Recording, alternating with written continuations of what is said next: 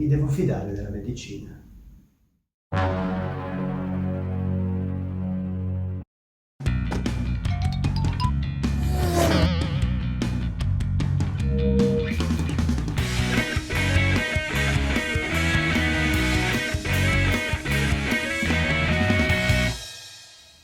Dopo aver scalato la piramide delle evidenze scientifiche nei 2 video precedenti, e devo dire a chi non l'avesse fatto di andare subito a guardarli prima di procedere, altrimenti non si capisce niente. Sì, questo è un buon consiglio, ma comunque non devono andare da nessuna parte, basta che prendano il telefono e li guardino. Sono questi 2, 1 e 2, ok? Avevamo terminato il video precedente dicendo che gli studi scientifici non sono tutti uguali, perché ci sono tante caratteristiche che possono influenzarne i risultati. Vi faccio l'esempio di uno studio clinico controllato e randomizzato. Guardate questo schema. Viene utilizzato per valutare la qualità di uno studio. Come vedete ci sono varie voci che descrivono sia come deve essere condotto lo studio, sia come deve essere scritto l'articolo. Vedete com'è importante valutare il modo in cui è stato progettato lo studio, come vengono selezionati i pazienti, quali interventi vengono eseguiti sulle persone coinvolte, come vengono misurate le variabili che vogliamo osservare, quanti soggetti sono inclusi in ogni gruppo, in che modo vengono costituiti i 2 gruppi in modo casuale, se i pazienti o gli operatori sono all'oscuro dell'efficacia delle procedure, il cosiddetto doppio cieco. Questo è molto importante perché le aspettative del paziente e del medico possono influenzare l'esito della cura. Un approfondimento merita l'analisi statistica dei dati. Infatti i risultati degli studi scientifici sono quasi sempre dei numeri che poi devono essere valutati statisticamente per vedere se le differenze che si notano tra i gruppi diversi sono casuali oppure no. Vi seguite fin qui? Ah sì, valeva la pena di soffrire tanto per vedere sta cosa qua. E addirittura soffrire, non esageriamo. Comunque vi faccio un esempio. Prendiamo 2 gruppi di persone che soffrono di emicrania e somministriamo ai soggetti del primo gruppo un nuovo farmaco che vogliamo testare per la prevenzione degli attacchi di emicrania. Al secondo gruppo, che è il gruppo di controllo, somministriamo il placebo, cioè un farmaco finto senza nessuna efficacia. Dopo 6 mesi guardiamo i risultati. I soggetti del primo gruppo hanno avuto una riduzione delle cefalee da una media di 10 al mese a una media di 4 al mese, che equivale a una riduzione percentuale del 60%. Le persone nel secondo gruppo hanno avuto una riduzione delle cefalee da una media di 9 al mese a una media di 5 al mese, che equivale a una riduzione percentuale di circa il 44%. Quindi la differenza tra il 60% e il 44% è sufficiente per dire che il farmaco funziona? Vi faccio rispondere da un carissimo collega che oltre ad essere un dentista è anche esperto di metodi statistici. Khaled, spiegaci bene questo concetto. Okay, Marcello, you have raised a key point. Now we need to introduce the concept of statistically significant difference. This means that the difference observed between groups is real and not just a result of chance. To do this, we use a value called p. This p-value is calculated using statistical tests that process the data collected from the study.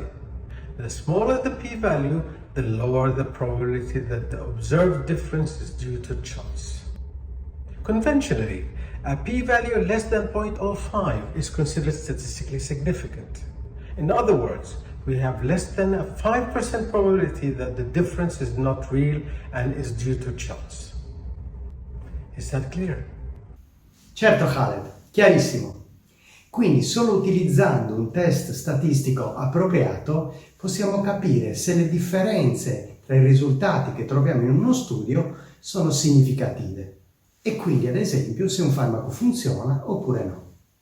Ovviamente il discorso delle statistiche applicate agli studi medici è molto più complesso di così, ma certamente non è un argomento che si può descrivere in maniera esauriente in un video. Continuando l'esame delle caratteristiche degli studi clinici controllati e randomizzati, è importante sapere se tutti i partecipanti hanno concluso lo studio. In caso contrario, conoscere i motivi dell'interruzione, valutare come sono stati analizzati i numeri, se ci sono state variazioni nelle esecuzioni dello studio e la comparsa di eventuali effetti avversi. Si devono valutare il limite dello studio e la possibile generalizzazione dei risultati alla popolazione e la presenza di finanziamenti che devono essere dichiarati. Questo è importante, perché se lo studio sull'efficacia di un farmaco viene finanziato dalla stessa ditta farmaceutica che lo produce, i ricercatori potrebbero non essere obiettivi. E la stessa ditta farmaceutica potrebbe decidere di pubblicare solo gli studi che hanno portato dei risultati positivi e non pubblicare gli studi dove si sono ottenuti dei risultati negativi.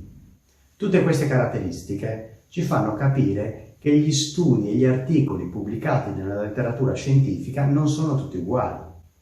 Possiamo avere degli studi clinici controllati e randomizzati di altissima qualità, i cui risultati sono più affidabili, ma possiamo avere anche studi clinici controllati e randomizzati di scarsa qualità, i cui risultati non lo sono affatto. Questo vi fa capire quanto sia complessa la ricerca scientifica, che non dà mai certezze, ma si evolve e corregge nel tempo cercando di avvicinarsi sempre di più alla verità. Non esiste la scienza come blocco unico. La scienza è fatta di tante cose diverse, anche contraddittorie, ma è l'unico strumento che abbiamo per interpretare la realtà. Per questo motivo, difficilmente un esperto nel suo campo ostenta certezze incrollabili, perché si rende conto della complessità degli argomenti, soprattutto in campo medico, e del fatto che non sappiamo tutto e che abbiamo a che fare con esseri umani, che non sono solo cellule messe insieme, ma sono persone che corrono, lavorano, pensano, dormono, provano gioia, paura, ansia, depressione, eccetera. Siamo veramente degli esseri complessi.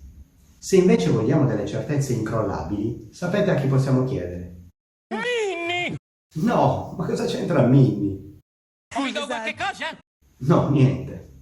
Possiamo rivolgerci a persone poco esperte. Questo si chiama effetto Dunning-Kruger, dal nome dei due psicologi americani che a partire dal 99 hanno condotto diversi studi su degli studenti, indagando sulla loro autovalutazione della loro competenza in relazione alla loro effettiva competenza su un argomento. Ottennero questo grafico. Nell'asse orizzontale delle ascisse è rappresentata la competenza. Nell'asse verticale delle ordinate è rappresentata la fiducia nelle proprie capacità e nelle proprie conoscenze. Se una persona non sa niente su un argomento e non ha nessuna competenza, ammette di non sapere nulla. Appena inizia ad avere qualche conoscenza, crede di sapere tutto e di essere padrone della materia. Solo approfondendo gli argomenti inizia a percepirne la complessità e la fiducia nelle proprie capacità diminuisce. Più si studia l'argomento, più ci si rende conto delle difficoltà.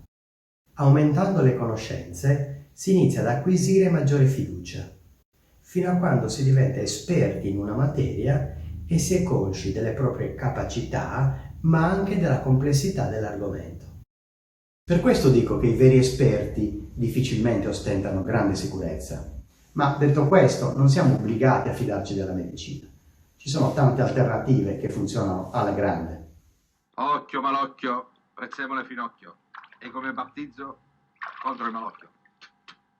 Con il peperoncino e un po' di insalata mi protegge la Madonna dell'Ingoroneta. Con l'olio, il sale e l'aceto mi protegge la Madonna dello sterpeto. Corno di bue, latte scremeto, proteggi questa casa dall'innomineto. Questo è un potente rituale magico per la salute, destinato ad eliminare malesseri piccoli e grandi, replicabile sino a 3 volte al giorno. Procurati un bicchiere d'acqua, posizionalo nella mano sinistra, appoggia l'indice della mano destra al centro della fronte, successivamente, se ti è possibile, sulla parte dolorante del corpo, ad esempio una spalla. Disgiungi, chiudi gli occhi e mentalmente ripeti questa formula magica: Utor Kalem, Itor Ausin, Olin Però. Il rituale così termina. Grazie per aver guardato il video. Vi lascio come sempre in descrizione il link degli articoli a cui ho fatto riferimento e che ho utilizzato per prepararlo. Se poi volete contattarmi direttamente o per qualunque altra cosa, potete visitare il mio sito internet e lì trovate tutti i miei contatti. Spero che questa serie vi sia piaciuta. Io trovo molto interessanti questi temi che riguardano la metodologia scientifica, però non so se piacciono anche a voi. Magari fatemelo sapere nei commenti, ok? Ciao a tutti, alla prossima!